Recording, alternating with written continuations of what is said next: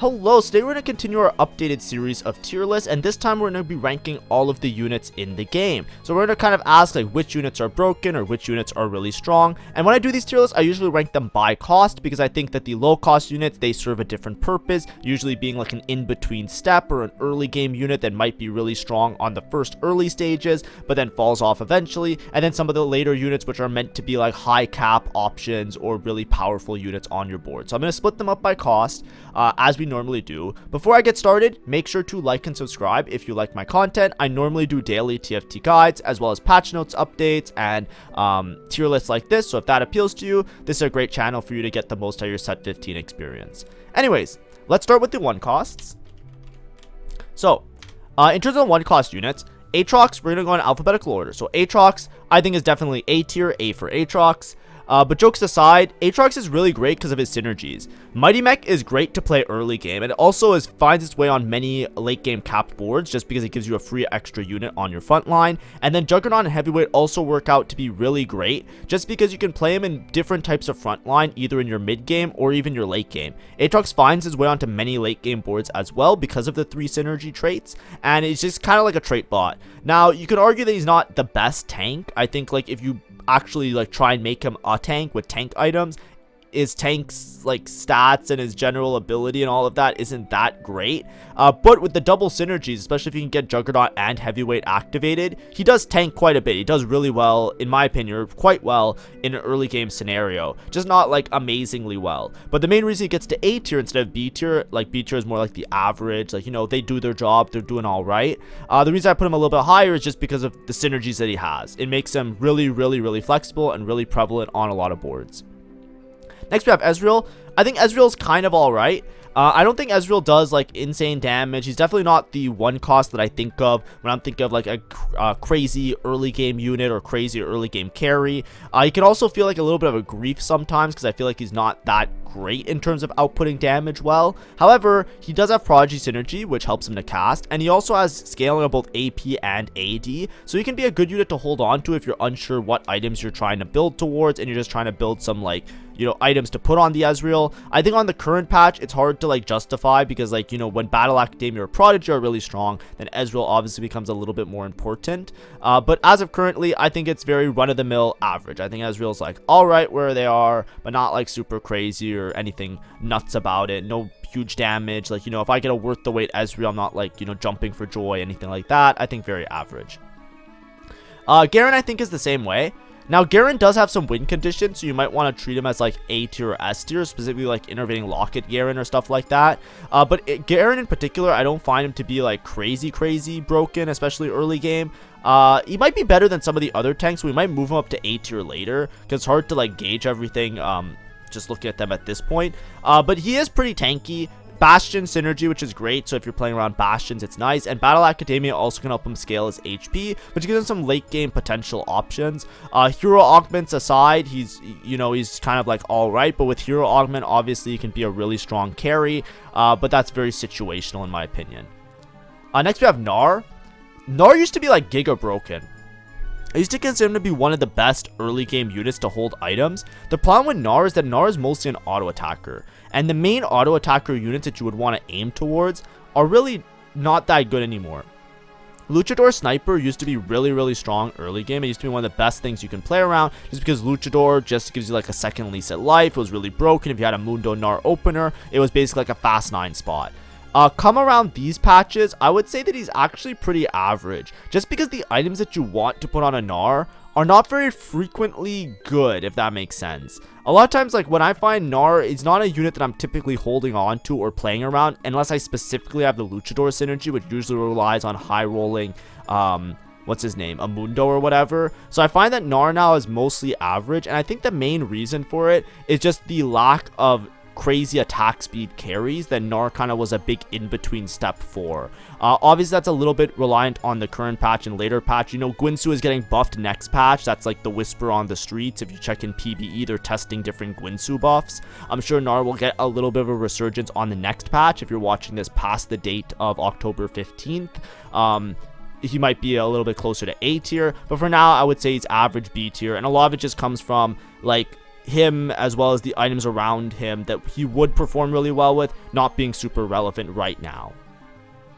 Kalista, I think, is also B tier. Kalista is great. You basically live by or die by the fact that she snipes the backline carry. She's a great unit to play around, but I don't think she's broken by any means. Obviously, she takes like a little bit of time to cast. She has some fruits that are a little bit questionable. But the main thing is that she hurls her spear at the furthest enemy. So if you make it so that Kalista can snipe the backline, all of a sudden, bang, she just snipes the backline. It can win you a fight. But besides that, it can be a little bit awkward for her to chew through the front line or chew through some of those early game fights. Kayle, because of strictly her reroll potential and ability to late game cap, I'm gonna put in A tier.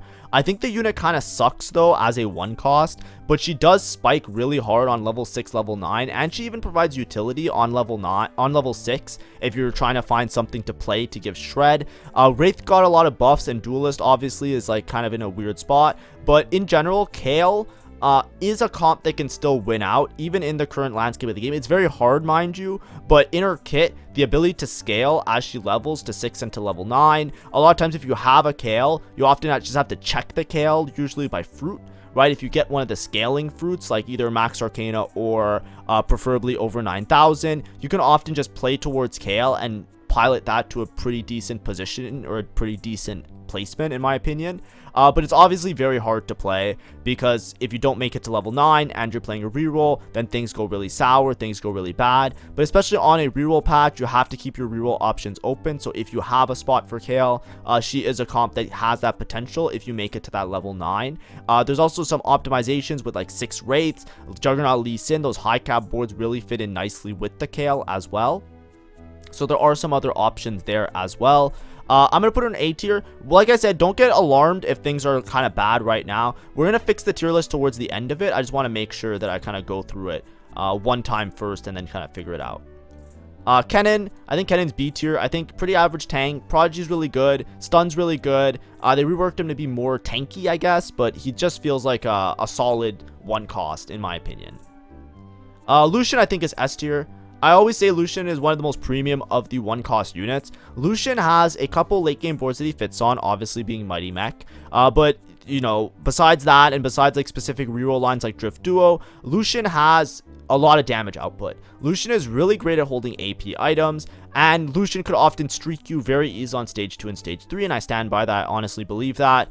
Additionally, Lucian has the premium feature of if they miss, you restore mana. A lot of other units, they can miss, they can cast their ult, they can fizzle out, things can go wrong. Lucian has like a bit of bad luck protection where if he misses an ult, he'll just like get the mana back so he can recast a new ult. That is a feature that is not very common on low cost units, especially on 1 cost, and I always say that's a very premium feature. If you have AP items, he's very great as an AP item holder. Additionally, the Mighty Mech synergy is great because obviously there's 2 Mighty Mechs that are 1 cost. If you're able to fit in Mighty Mech, especially in your mid game, you will have a really reliable front line with a backline unit that does decent damage. The Lucian could also snipe in certain situations, which is really great. He also has a good array of fruits in my opinion. Some of them are a little bit questionable, but a lot of them are pretty decent that he can play around. And he's also a unit that makes it onto late game boards because of those Mighty Mech and Sorcerer synergies. So all in all, I think it's a very quality unit. I think of the 1 cost, it's one of the better or the best of the 1 cost in terms of their ability to do damage and their features, like their kit. So I think it's definitely up there. Malphite, I think Malphite is really tanky. Of the tanks, the 1 cost tanks, like obviously there's crew reroll, but as a protector and getting the extra armor from his passive, I find that Malphite is very nice to play around early game.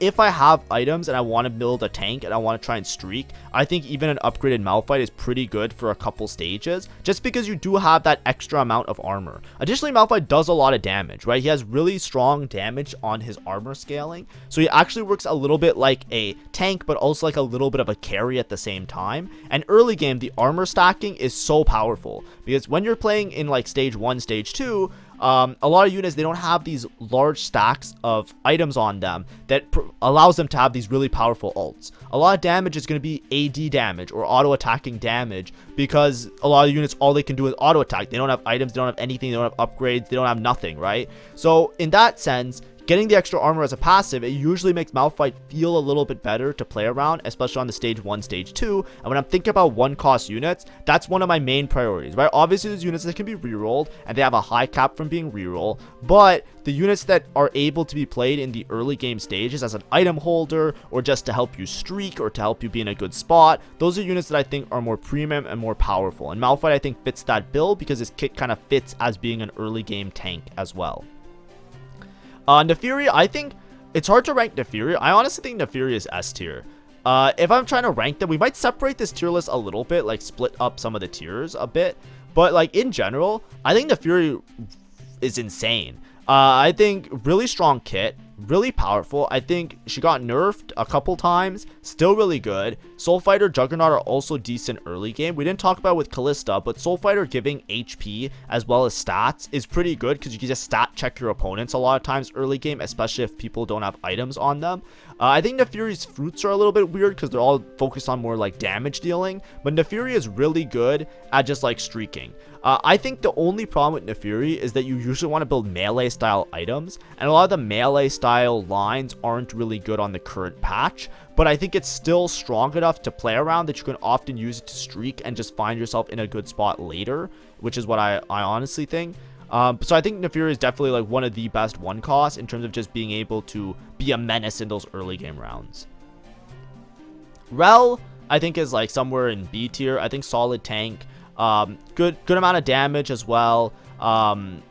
Good synergies with the Star Guardian, gets the shielding, so she can be a little bit hard to deal with. I think she's an alright unit to play around, and also can make it into late game boards, but usually it's just if you're playing those synergies. Sivir, I think Sivir kind of sucks. I'm gonna put Sivir in C tier.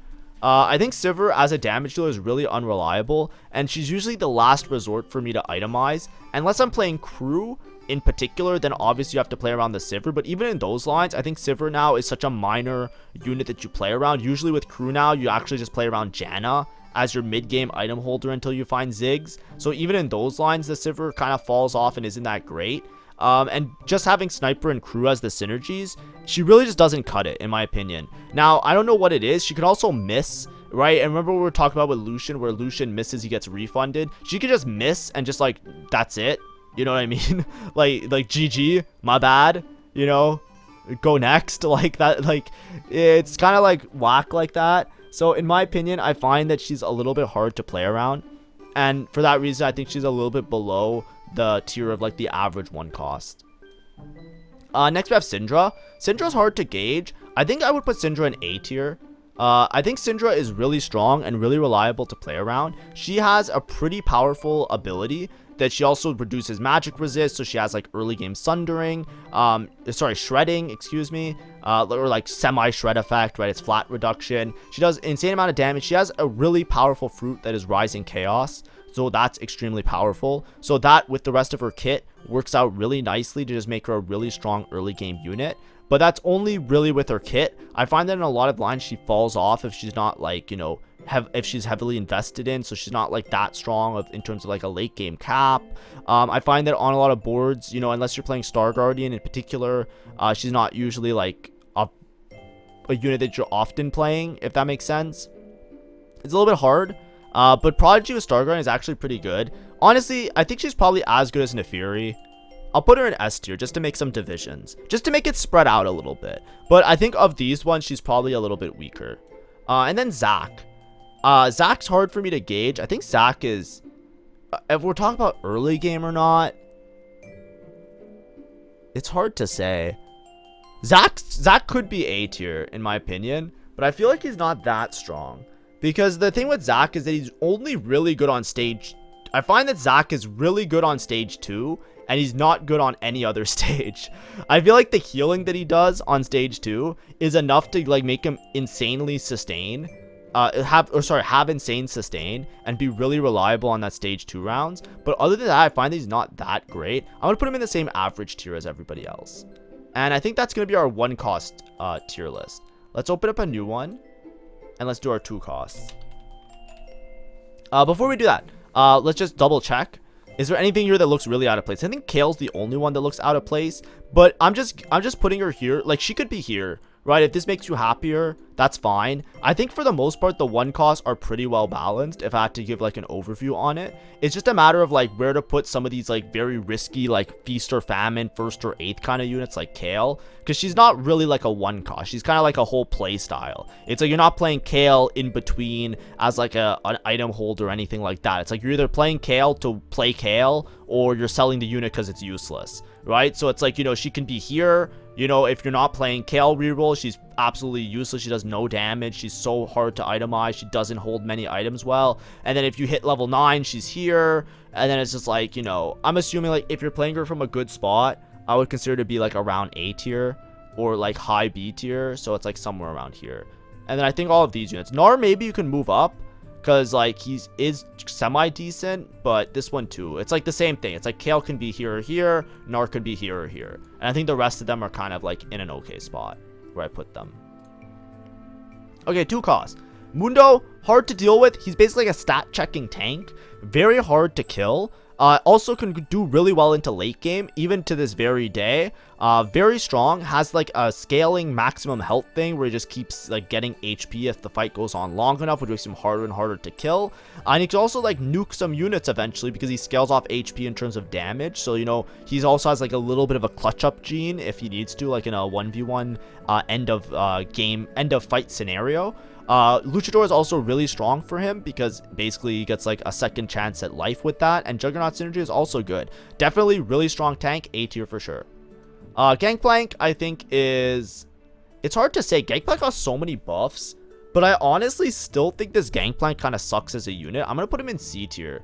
Now maybe that's a little bit harsh, but genuinely, like, I don't know, like maybe it's just Duelist sucks. Like maybe there's nothing, like, I feel like if you ever try and play this unit, like it's so hard for him to do anything. Basically the way that he used to work is that he used to be giga broken. If you didn't play at the start of the patch, there was like a patch where everybody just hard forced Gangplank, and it was like a 4-way Gangplank contest and they all went top 4, and it was absolutely disgusting and it was broken. Now it's kind of weird. He doesn't really generate that much gold. Part of his kit was that he always generated gold on kill. I find that if I itemize towards Gangplank to generate the gold, is usually not worth it. I feel like the damage that he does got buffed so much, but even on this patch, like this patch obviously is a little bit degenerate because there's so many like powerful reroll lines that absolutely would destroy Gangplank in a millisecond. So it's hard to even say if he's good in a mid-game carry scenario, because I honestly can't even play him on the current patch. I played him like 1 time and it fucking sucked, right? So it's like, you know, but it also could be that everybody's playing rerolls that like hard counter him.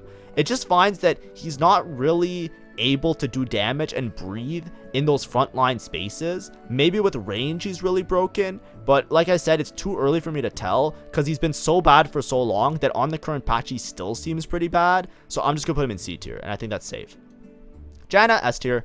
Janna kind of defines the current patch. Now this is a very current patch thing. I think if they nerf Janna or if they nerf Mentor in any way, she'll probably be a lot more manageable. But you have a protector unit that works in the back line. She works really well with protector lines. You have strategist, which is a team-wide buff. So already her synergies alone makes her a really great unit. Then on top of that, she does a decent chunk of damage, and she provides sustain in form of shielding your allies. So she's really good with stall comms. She's really good as just a +1 unit because she provides team-wide utility. She also has team-wide things like protector and strategist that can give your whole team nice buffs. Strategist gives shielding and damage amp, and then protector, if units are shielded, they gain durability, and she has an effect that shields and strategist that shield. So all in all, really great kit. Plus Crystal Gambit, and if you really want to talk about that, she can also be played in Crystal Gambit line, so she has high cap potential there. But the main reason she's S tier on top of all of that, as if she doesn't have enough going for her, as if that's not enough, we have this stupid ass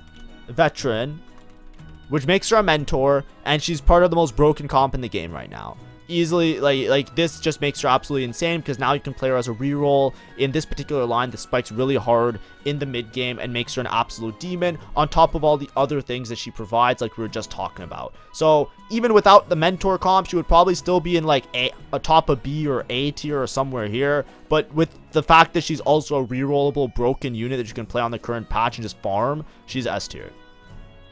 Jhin, I think Jin's B tier. Jhin used to feel like he was really strong. I don't think he got nerfed directly. I think it's just a matter of other comps being reliable, that he's not that good. He's just too slow in terms of pumping out the damage.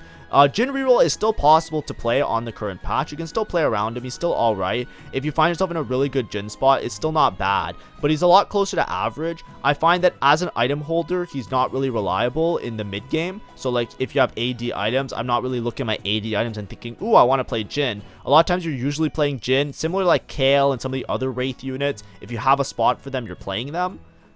But the problem with Jin is that I feel like as a reroll line, it's one of the weaker options. It has really bad matchups into the other reroll lines on the current patch, right? Think about Jin versus Katarina, right? Or Jin versus Akali, or Jin versus like Janna. It's like he doesn't kill the units fast enough in order to reset the aggro on the other units that are in the game, and then he just gets steamrolled because he's really slow. Jin's really good in matchups where you can take your time and he can kind of like do a bunch of damage over time. But if you're going for like a stall comp, like Malzahar is just better, so a lot of times you angle that. It's a little bit weird, but like I said, a good Jin spot, obviously you can still play.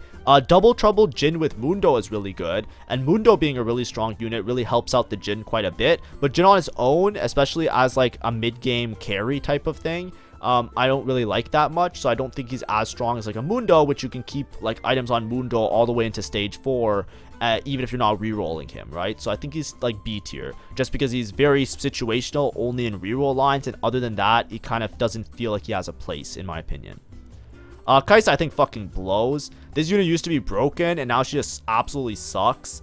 I don't know, she just doesn't do damage, doesn't scale, doesn't kill anything. She's like the first unit you drop in almost every comp that you would be playing her in. I don't know, she just doesn't function to me. And you know, it's sad because I like my scaling units. That's one of the things I usually enjoy to play, is having a good scaling unit spawn and scaling up my units, right? But nah, I actively don't click on this unit. I think that she's just not, I think there's just better options everywhere else. Katarina, either S or A tier. What do you guys want? Let's put her in A tier for now, because I think Janna, there's a separation between how good Janna is, because not only is Janna a broken reroll unit, she also provides team-wide utility in her synergies. Katarina is just a broken reroll unit, right? Katarina is very good, really flexible with itemizations, really powerful in terms of just doing stuff, can scam many fights because she can just like teleport to the back line. Artifact enablers makes her really strong as well. Radiant items, she's also like a demon with radiant items, because if you can scale up her base stats really well, she has great ways of converting that with executioner. She already crits, so she has really good itemizations in that regard. Just absolutely monster of a unit. I think A tier for sure. The only reason that she's not maybe S tier is because, like I said, she doesn't provide any team-wide benefits, kind of like Janna, so I think there's a huge separation between the two. And also, I think she's only good as a reroll unit. Janna, I think you can even play her as a mid-game carry in certain cases, and she holds items really well. Katarina kind of can int a lot in the mid-game, so a lot of times you're not playing Katarina and then pivoting off Katarina. A lot of times it's like, you're playing Katarina, if that makes sense. Kabuko, S tier. Mentor, broken. Mentor bonus, broken. The fact that now Janna is a mentor makes Kabuko a lot better. The fact is, with veteran, before, like, if you thought about the mentor comp, right? Mentor usually required you to have all 4 of the mentors in order to get upgraded abilities. Kabuko's upgrade ability is absolute bonkers. He does like this insane stun. He does a lot of damage. He's hard to deal with. Heavyweight gives team-wide durability if you don't have the 4 mentor. If you have the 4 mentor, he gets like a bunch of extra bonus effects, which is really powerful. And then additionally, he also does a lot of damage, has a stun. It's crazy. Now, the thing that makes him really strong on the current patch, or in the current landscape of the game, is the fact that this used to be gatekept from high rolling a rise or hitting a rise at one point. So usually the mentor comms usually required you to have an investment, which would need you to hit the rise, and then that's a whole nother debatical, because it's like, you know, are we playing like, you know, rise carry, are we playing like what on level 8, stuff like that. But without the rise, it made the comp like a lot more balanced, because you'd basically have to pick only one of these units and you wouldn't get their upgraded abilities. Now, it doesn't matter. You can very easily play around it with veteran. Even if you're not playing Janna veteran, even if you're playing another shitter veteran, getting 4 mentor in the mid game makes him so strong, because now you don't even care about him. Like, obviously as a reroll unit, 3-star Kabuko is a demon and you can win the game. That's like why the whole Janna comp works. But the reason he goes into S tier is because even without this comp, he still provides team-wide benefit with Mentor. That's one thing. But then the other thing is that because you can play 4 Mentor early, even if you're not playing towards Janna reroll, you can still win streak with a comp that looks like this. Very little investment. These units are not hard to find on stage 3 or whatever if you roll a little bit.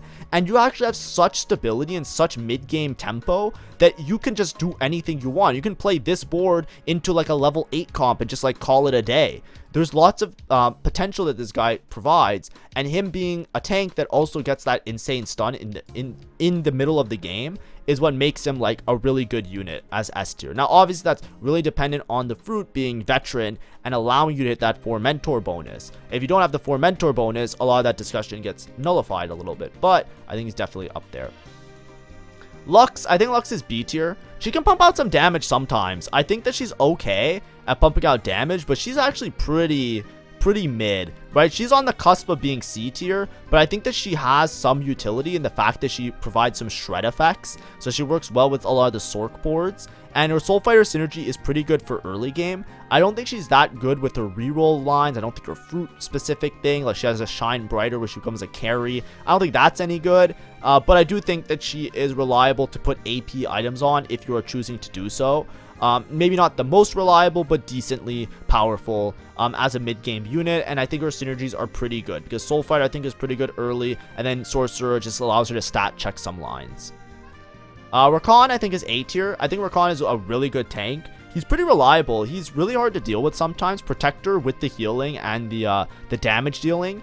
If you get the Battle Academia in, he also has like a self like a helping team type of thing. I don't know how to call it, like a team sustain effect where he's healing other allies for some health as well, which is pretty nice. So I think all in all, really strong. I think if you're playing around Protector front lines as well, like if you're playing reroll Protector in any way, shape, or form, Rakan as a reroll unit is usually one of the main go-to tanks, and it makes him really hard to deal with as well. It makes him really good in those lines, and he's often hard to deal with. So I think he's definitely A tier in terms of tank. Shen's kind of a demon, but I think Shen's kind of B tier. I think his synergies are just a little bit awkward, right? Like Edgelord, Bastion, Crew, like he has triple synergy. Bastion's fine. He scales really well with magic resist, which is nice. Like, you know, if you're playing like Malphite and Shen together, you know, Shen could be like the you know, AP tank where you give him a lot of you know, cloak items. Then Malphite does really well with the chainmail items. You know, like there's like an inter-team synergy there that's really nice. But I find that it's very rarely explored because a lot of times with Shen, you can't really invest on him with Crew because you usually have to invest in your items on Malphite and then you have to invest on your backline items. So it kind of feels weird in those spots. I find that if you're playing Bastions, he's not like a primary Bastion carry because Swain exists. Or sorry, primary Bastion tank because Swain exists. And then if you're playing Edgelords, he's not even that great, really. Like, he's sometimes good, but like the reroll Edgelords, you also just play for Swain a lot of the time because Edgelord doesn't really benefit him that much. Besides giving him Omnivamp, he scales on AP alone, and Edgelord is an AD trait, so it feels a little bit like ugh, like, you know, like a little bit. The hero augment's broken, so that makes him really strong, but I don't want to rank him based on hero augment. I think as a mid game, I think he's really good on like stage 2, right? I think he's really good on like stage 2 and stage 3 kind of, but I don't think he's that crazy strong, so I think he's kind of average. Like stage 2 Shen goes kind of hard. You can put him up a little bit. Like I love playing around on stage 2, like an early Xayah opener can work out really well into an AD line, but all in all, I think he's like kind of B tier. Vi, same thing. I think Vi could be a really good tank. She provides Sundering and she has a lot of utility and the passive as well. So she like does a lot. Her kit is very like intricate. Not intricate, but it's like very like, I used to say it was very cluttered. Like she just has a lot. She gets armor, she has AP scaling, she has AD scaling, she has Sundering. She's basically like does everything. But she kind of does everything not in like a crazy way, but kind of everything in like a mid way, if that makes sense. Right? The Sundering, she doesn't hit that big of an area, so it's kind of like whack. It doesn't like work. It's not like reliable, especially since she doesn't cast that fast. then her healing and her damage dealing isn't that crazy strong unless you're playing the what's it called, the hero augment knuckle dusters. And the passive, where she gets the extra armor for every component, it kind of feels like forgettable almost. It's not like she becomes like a giga tank late game or anything like that. It's just kind of like a nice to have. So all in all, I think she's just like average, pretty solid average tank. Xayah, I think average damage dealer, pretty reliable. Could be good in certain cases, but she got nerfed a lot in terms of her Star Guardian bonus, which makes her not as strong as before. I don't think she's as strong as a reroll line either for that reason. But she's pretty okay if you have like an attack speed AD kind of build. She could hold the items all right. And finally, Xin Zhao. I think Xin Zhao is B tier. I think he's like solid, similar to like Shen. I think Shen and Xin Zhao are like those units where if you have them upgraded, they're extremely strong, extremely powerful. But I don't think that they rank in the same category as like Mundo, Rakan, and even Kabuko in like these mentor lines. If this patch was a little bit more balanced and maybe Janna Kabuko wasn't as broken, we might see a little bit of a separation where these ones are S A tier and then like maybe Mundo moves up, something like that. But I think because like S tier, you know, you have to have these units up here, A tier, you have to have these units, and then average is kind of like all of these units, and these ones I think are a little bit weaker, right? I don't want to move them down and do something like this. You know what I mean? This just looks like bad. This looks like I don't know what I'm talking about, because it's like, what do you mean these are C tier and these are B? Like, you know what I mean? It's too much of a separation. I think that they're all like close, kind of like to here, and I think this I'm more happy with in terms of like presenting the info if I was making this for somebody who never played the set. But they are really good early game, right? Or they are really good early and mid game units. When I say these are B tier, I mean that they are functioning as I think 2 cost should. Right, I think Mundo is stronger than should be. Katarina is stronger than should be. Rakan stronger than should be. And these ones are like broken, right? Ideally, in a perfect world, I think there would be more in the B tier, right? Rakan, Mundo maybe a little bit closer in regards to these ones.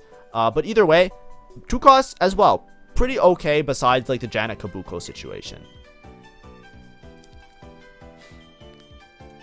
All right, let's go on to 3 costs. So Ahri, I think is... Ooh, starting with Ahri is so hard. Is Ahri A tier or B tier? Let's start with Ahri being B tier. Ahri is really strong at doing damage, but she's also a little bit awkward when she doesn't get her kills early, because she has a big overkill effect. So she has a very good benefit of being 3 items and being 3-starred and having deep Sork synergies or Star Guardian synergy or something else, right? She's good. She's like a hungry unit. If she gets a lot of stuff going for her, she's really good. But if you just have a random Ahri, she's kind of feels a little bit meh. And I think that's why it's hard to rank her. Because if you play, like, for example, the 5 Crystal Gambit Ahri line, she pops off if she's 3-star Ahri. Because 3-star Ahri does so much damage. It got buffed so much. And if she's getting overkills, that's the main thing. If she's getting the overkill, that overkill plus the Sork overkill bonus and everything, she just deletes units en masse. Like, it is absolutely absurd. But because she's such a hungry unit, I find that she's a little bit hard to play around. Like, if I have an early game Ahri, I'm not necessarily thinking to myself, oh, I win streak the game, unless I have something that can support her, if that makes sense. Or if I have really good items for her. So I'm going to put her in B tier. But a lot of it is based on the overkill. Caitlyn, I think, is also B tier. She's pretty average. She's pretty good. You could play Caitlyn reroll. It's still pretty strong. It's just a little bit awkward in the current state of the game, because like a lot of the comps, like, you know, she has bad matchups into them, like Janna and even Katarina. But basically, she snipes the backline. A skilled Caitlyn, you know, if you win one fight, you can just scam placements very easily, because she's one of those scam units that exists. But I think she's pretty reliable. I just think that outside of reroll and specific like situations, she just takes a little bit too much time to do damage, right? Like if I'm playing Caitlyn on stage 2, stage 3, right? In terms of other 3 costs, I find that she just doesn't like get the job done as effectively, because she takes like, I don't know, she has a big wind up, big animation, and if you're not like strictly sniping the backline, I think that, you know, it kind of feels like a waste, right? So a lot of it is just based on positioning, which makes her a little bit more temperamental, which makes me put her in like the average tier. Darius, I think Darius is really good. So Darius, aside from reroll line, I think Darius is like an early game monster. I have seen so many times somebody has a Darius 1 and they just streak on stage 2 and they streak on stage 3. He's basically a tank buster. So he's really good at just dealing heavy burst damage to a tank while also being a member of the front line with the heavyweight trait. If you can activate Supreme Cell, he also gets an execute and damage amp. But either way, early game Darius as well as mid game Darius is a great melee or AD item holder, and especially on stage 2, he is extremely hard to deal with. He just jumps and he can chew through frontline like nothing. Now obviously when you have upgraded front lines later, when everything's all like, you know, said and done, he might be a little bit worse off. I understand that, but I'm putting him in A tier not because of just the reroll Darius where you 3-star Darius and you play him as a reroll with Malzahar and all of that stuff. He's A tier because he's just so good on stage 2, right? Of the 3 costs, if I have to look at these 3 costs and I had to pick one of them to take with me on stage 2, he's one of them, right? Like stage 2 Darius is a monster, in my opinion. So like, you know, maybe you don't agree with me, but like every time I see somebody with a Darius early game and you play around that shit, it is so good. It often puts you in a win streak potential. Jace, I think, is a little bit worse. I think Jace is alright. He's decently tanky. He's kind of alright strength-wise. Jace reroll with Caitlyn obviously is really good, so he's not like a bad unit. He's just hard to itemize. He's not really tanky, and unless you're going for reroll Jace, he doesn't really do that much damage. His damage also sucks unless you have Battle Academia in, because so much of his damage is reliant on his secondary effect that scales off of the potential that you get from Battle Academia. So he's a very situational unit. However, I would be lying if I didn't say that Jace was alright in terms of the reroll unit. So we're going to put him in B tier, kind of like tied to the Jace Caitlyn line that, you know, could sometimes be played around if you have a good spot for it. Lulu this sucks because I can't split up the Lulu. I'm going to put it in A tier.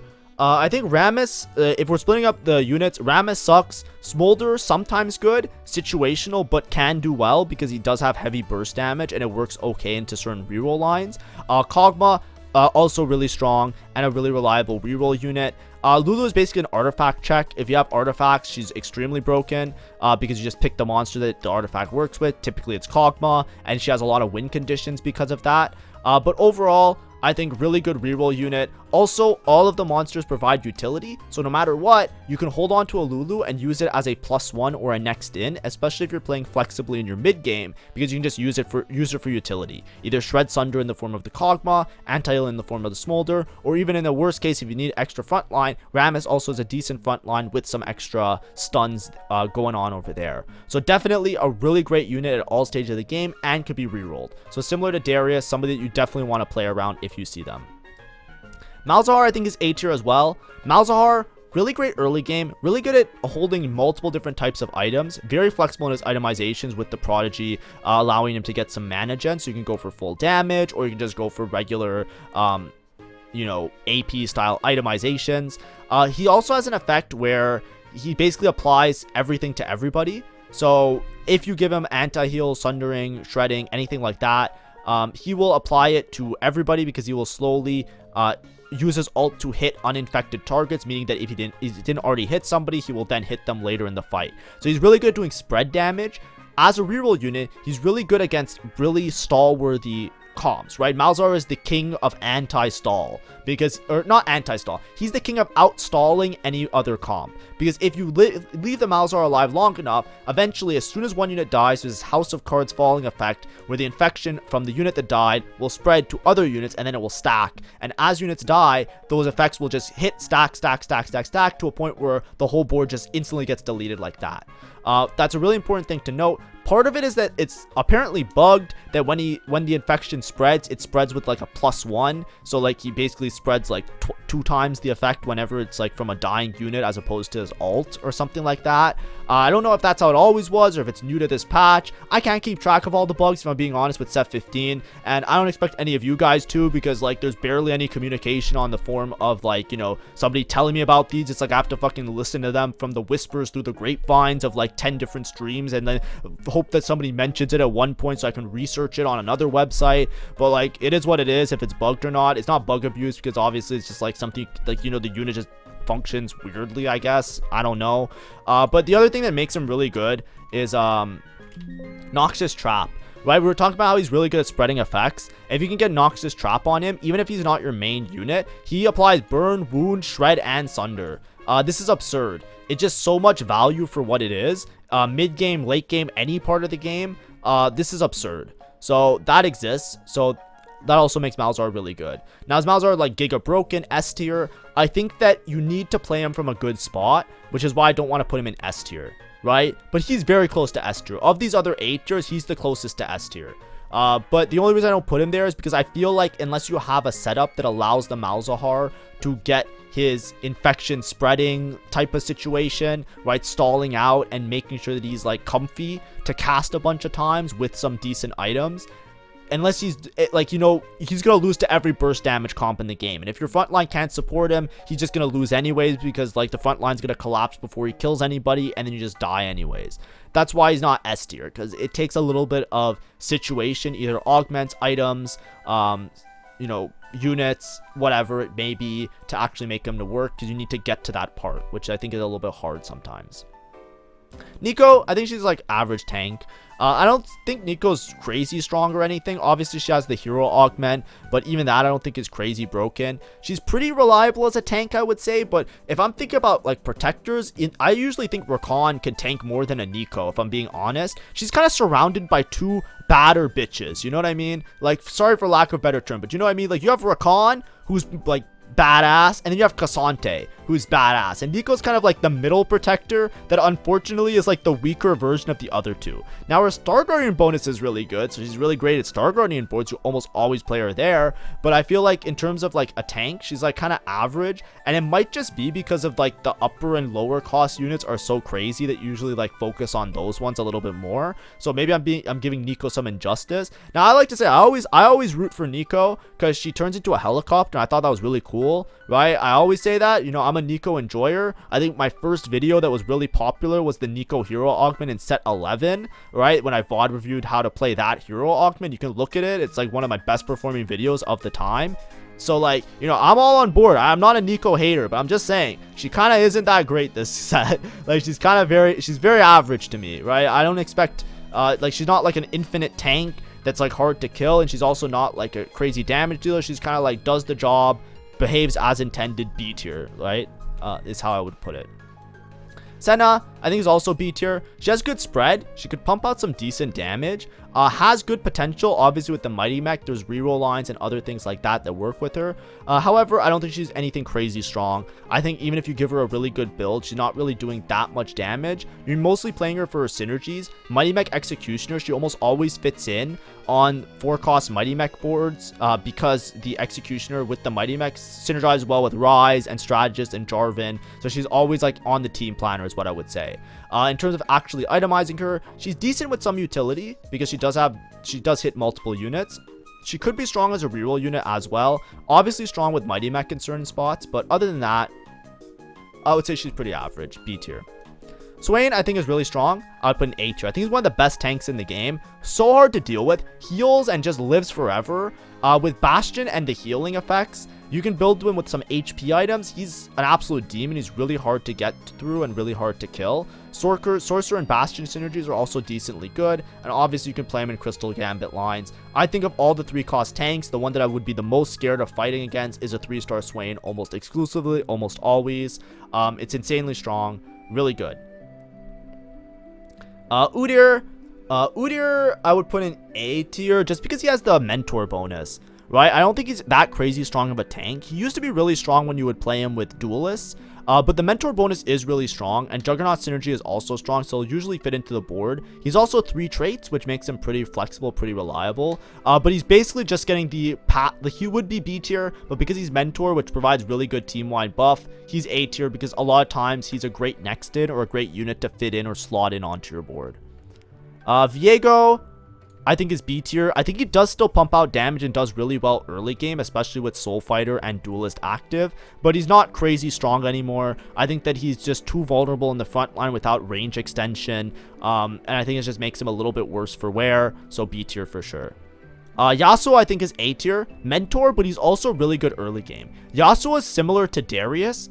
Remember I was saying with Darius, he's like a demon on stage 2. Yasuo is also a demon on stage 2. So a lot of times playing around an early Yasuo with some decent AD items, this unit just kills everybody. And also has the mentor bonus. So he definitely gets that A tier just to be like an early game type of unit. Now, obviously, the mentor bonuses are also really good, so he gets a bump from that, being a team-wide buff. But in general, I would just put him up here just because of him being really, really reliable in those early game rounds. Ziggs, I think Ziggs is kind of awkward and situational. I'll put him in B tier just because the Ziggs cap with crew is really strong. He is pretty reliable now. They made him a lot better as a damage dealer, and he has like a good AoE effect. But he's not that strong, in my opinion, to put him anything above. So I would put him probably in just B tier.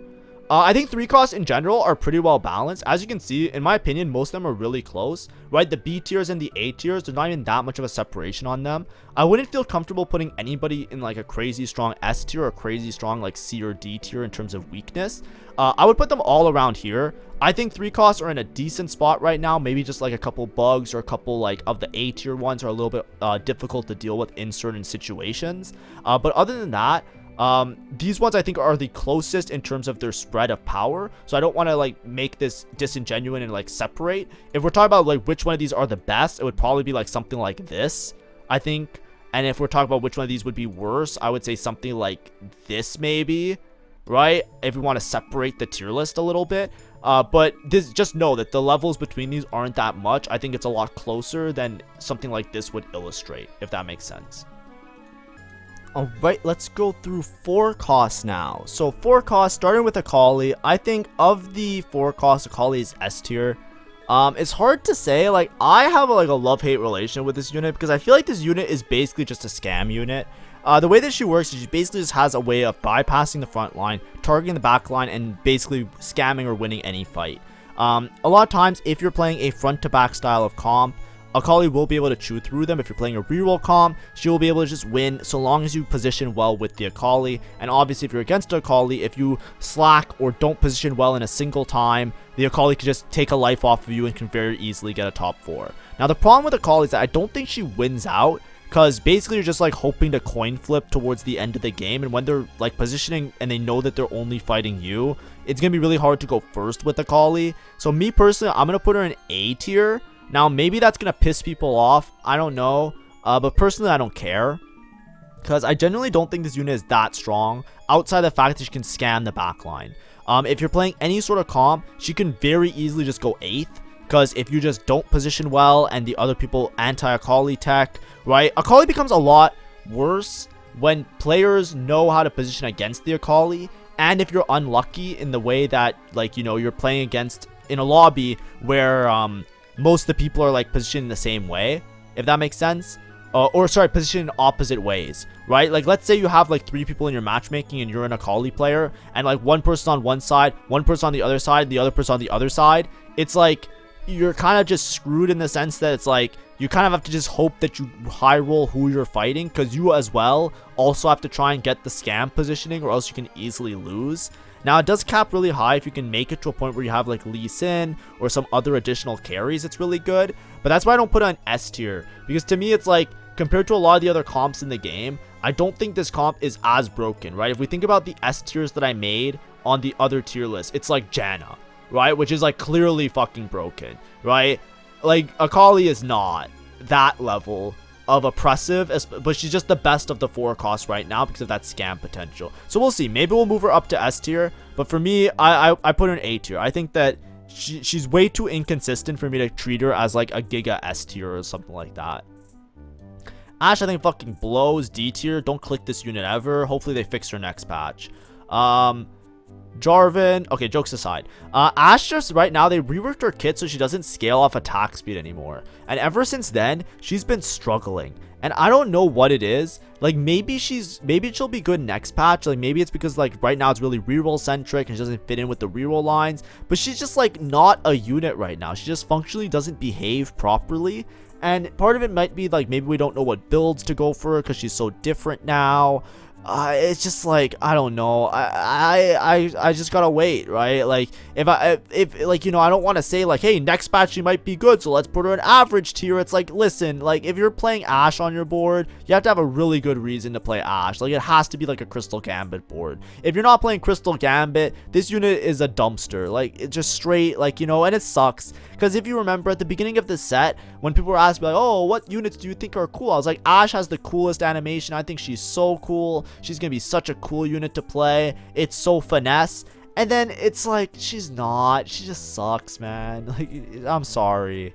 I'm sorry to Ashe enjoyers. It is what it is. Next patch, hopefully. This is October 15th, by the way. If they buff her after this, just note. They're definitely going to buff her. She doesn't function well. Jarvan, A tier. Strategist, stun that defines the game. If you get the Jarvan on the right side, skilled Jarvan can win any fight for you. So, insane. The stun is massive. It can easily sway the fight if you just hit the enemy carry. Jinx, I think, is in a decent spot. A lot of this is off of her fruit. If she has Gather Force, she still pumps out good damage. Can easily just delete units. Judging by these, I might move Akali to S tier after, just because she probably performs better than these ones, but we'll figure it out. Cassante, broken. Insane tank, revives himself. Absolutely nuts. Honestly, I'll put him in S tier. Karma, I think, is average. I think that if you're playing in certain spots, Karma can pump out a lot of damage, but you really need the 5 cost, right? Like, you need to hit like a Sork board, or you need to hit like a Mighty Mech board. But she's pretty reliable at doing damage. It's just that in the current state of the game, there's too many reroll lines that makes it hard to play Karma, because if you're playing Karma, you want to be able to tempo and hit a 5 cost. So if everybody's rerolling and they're taxing you, and then you try and play Karma and you don't hit your 5 cost, like by high rolling, you're not going to be able to make it to the 5 cost, so it makes it feel a lot worse. But it's mostly just because of the way that the balancing worked around her synergies. I think that she's average. I don't think there's anything wrong with her in particular. I think it's just a wrong with like the system in place, if that makes sense. But maybe that makes her bad, but I think that she's fine, right? I think that from a good Karma spot, what I'm trying to say is, like, from a good Karma spot, she will look really good. Either artifacts or econ or like Scuttle Puddle or something where you can push levels, or like aura farming and you have Gwen or something like that. Like, all of these cases, she's like really good, but like she's just not good if you don't have a good spot for her. Leona, I think she's average, solid tank. Does what she needs to do. Nothing crazy, nothing broken. Poppy, I think she used to be broken, but now with the best defense nerfs, I find that she isn't as strong as like the other units. It's hard to say. I would put her in B tier. I don't think she's like that crazy of a tank. She kind of reminds me of like an average tank.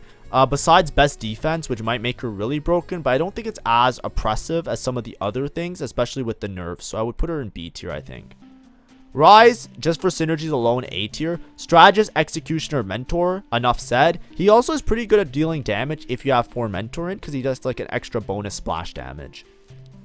Samira, I think she performs as average now. I think she's B tier. Soul Fighter line, same thing as Karma. If you have a good Samira spot, you can definitely play Samira, and even as a comp that could win out in certain situations, it's not even that bad, but it's very average, right? And I think that a lot of it just comes down to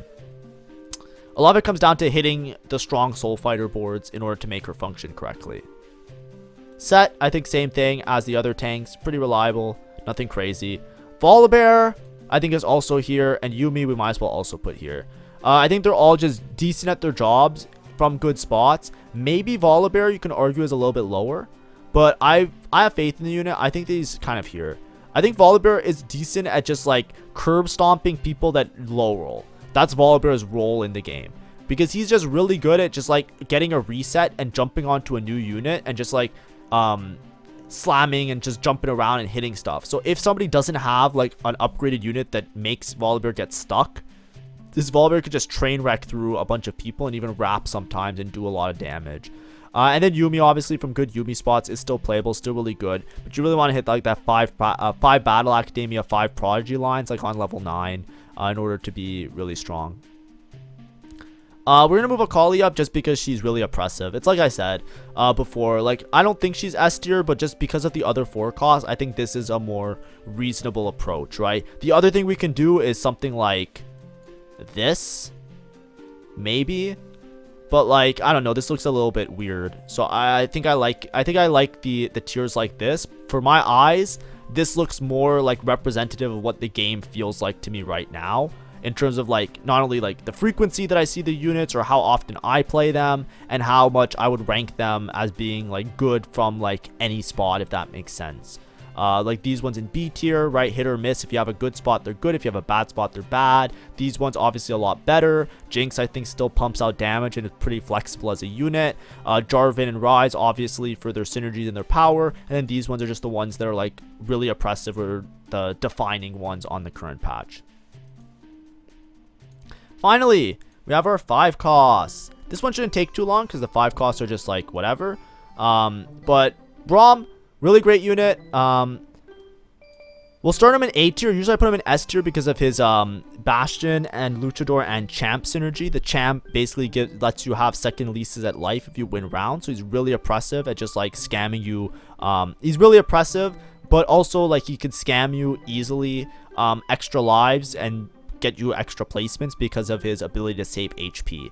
He also has an insane stun, which is really massive, so you can just slot him in and play him on any board. When we're looking at 5 costs, a lot of the power or a lot of the ranking of 5 costs to me is how good they are as like an extra late game cap unit. Like a good 5 cost to me is someone you can just shove onto a board and they are good on no matter what the board is, because there's legendary units. They're supposed to have this appeal that when you see them, you love them and you're happy that you hit them and you want to play the unit. So if a unit is very particular or has very specific conditions associated with them, it kind of defeats that purpose. But then you look at them in your shop, you're like, oh great, and you just roll past them, right? The 5 costs that I think are like crazy or like broken are the ones you look at, you're like, oh shit, I just hit the 5 cost, and then you can play them, if that makes sense.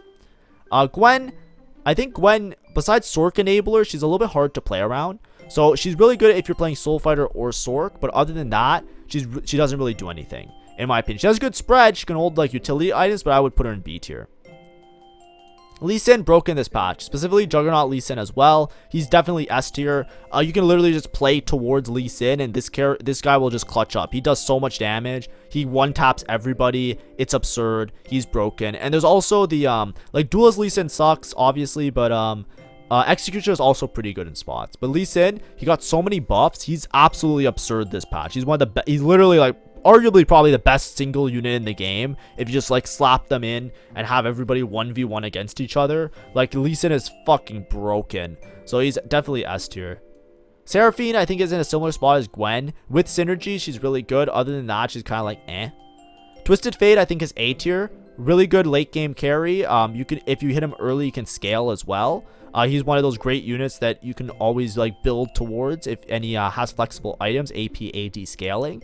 But typically you build him more like an AD auto attacker, and he's really strong.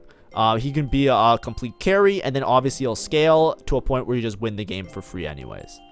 Varus I think is B tier, just by favor of the rerolls being more in line with, or being more popular, excuse me. I think Varus just kind of fell off as being like the main late game carry. Varus didn't get nerfed or nothing ruined with him. It's just that other lines are just stronger, and Varus really relies on killing units. If you kill units, then Varus will fire his random projectiles, but those will hit less units, right? The more units you kill, then he'll be shooting the arrows at like smaller numbers of enemies, right? Like imagine if there's 10 random enemies on a board versus 2 random enemies on a board, right? If Varus is unloading a bunch of arrows, he's gonna unload a lot more on those 2 enemies as opposed to the 10 enemies. I think that's what's making him a lot worse. With the reroll lines and the really heavy front lines, he's having a harder time killing the units before he gets his casts off.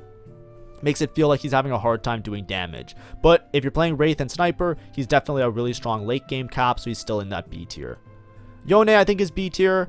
I think that he's really hard to play around. I think that in general, he doesn't do as much damage as some of the other melee style carries with synergies, right? If you have to compare him to Lee Sin, is almost always play Lee Sin instead. Obviously, he's an enabler of Mighty Mech, so 7 Mighty Mech is a lot better, but I would put that in the same tier as Gwen and Seraphine, that even if the comps are really strong with them involved in them, the Yone himself, that you don't even itemize him when you're playing mech a lot of the time, because it's just not anywhere useful. And then Zyra, I think for the utility of the extra plant, goes in A tier. So I think she goes up here as well. Braum, you can argue is S tier because of his Champ synergy. Honestly, I'll put Braum in S tier because of Champ. I think Braum out of all of them is the most flexible. Twisted Fate, Zyra, usually you have to have a spot to play around them in order to make great use of them. But then these ones in B tier, these are just the ones that are less flexible. So I put them in B tier because they're a lot more situational, right? It's hard to rank, like, you know, Gwen with Sork versus Lee Sin. Well, Lee Sin, you don't need any synergy and he's fucking broken. You know what I mean? Like, there's a clear division between these units, and the same with Twisted Fate, right? Twisted Fate, Zyra, you can play with zero synergy. You can also play them with their synergies and they're really strong. But zero synergies, these units can be great late game carries, and they're units that you often see. And you want to hold on to, right? If I'm rolling down on level 8 and I see a Twisted Fate, there's a chance I pivot into playing Twisted Fate because it's an early Twisted Fate that I might be able to scale. Similarly with Zyra, if I see a Zyra, she's a great addition. She buffs the whole team. She gets you an extra frontline or backline unit. She's pretty much every late game comp. Every comp as a late game cap, you're gonna try and put a Zyra on that board because she just provides so much. She's a whole extra unit, does a lot of damage, and has a summon, right? So it's crazy. So she's also up there. Braum, I think, just for the champ, giving you the extra HP in addition to the massive stun.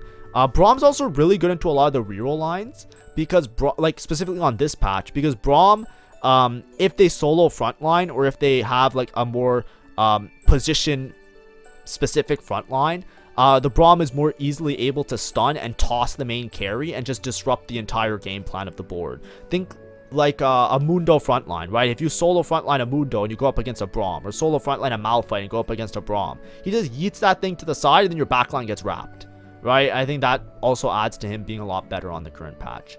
But anyways, those are all of the tier lists. I'm pretty happy with them. Hopefully I explained myself. Like I said, this is all opinionated. It's not super important or relevant. Mostly just understanding the functions of the units and where they kind of apply themselves in different setups. If you disagree, I don't really care. If you agree, I also don't care. But hopefully it was at least informative and fun for you guys. Because like I said, you know, tier list mostly for fun, but also just explaining like the thought process and how the units kind of function, I think is an important part of the game. And this is an updated version to just keep you guys up to date because there has been a lot of changes in the last time I did this around like a month and a half ago. But anyways, thanks for watching. Thank you. Bye-bye.